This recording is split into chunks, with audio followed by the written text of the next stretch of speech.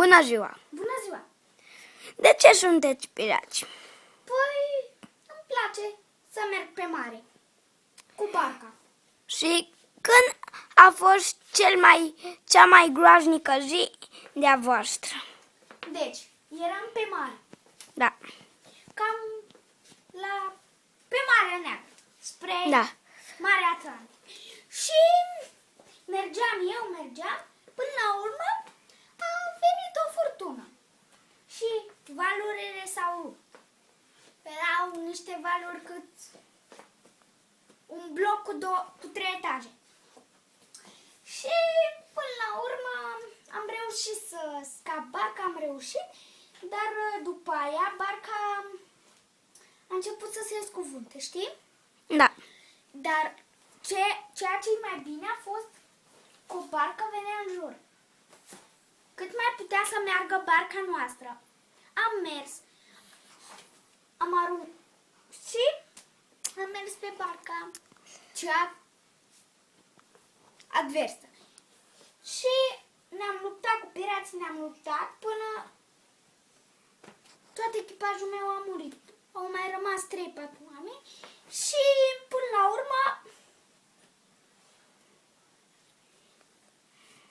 s-a scufundat barca noastră și am reușit să-i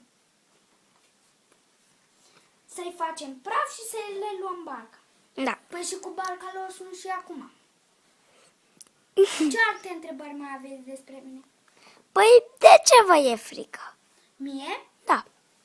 Păi De scorpioni? nu, scorpionii sunt potutică. Mi-e frică de...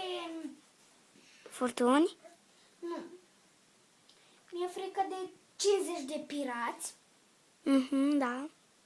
cu Șăbii? o sabie și un pistol. Oh. Păi 50 destul de de... pirați. Adică mie mi-e frică să fiu înconjurat de 50 de pirați cu sabii și cu pistoale. destul de periculos. Și de cât timp Vezi voi cum eu. de cât timp voi sunteți pirați?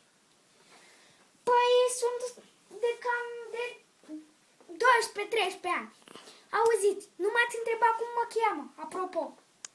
Vă cheamă Barbă Neagră. Da, asta știu, da. Știu. Știi? Da, mi-am amintit că m-ați mai întrebat. Și acum nu m-a întrebat și pe mine câți ani am? Câți ani aveți? 35. Oh. Ați întrebat destul de repede. Gândiți. Bine, hai, merg să caut o comoară. Așa că Noroc. ne mai vedem. Baftă.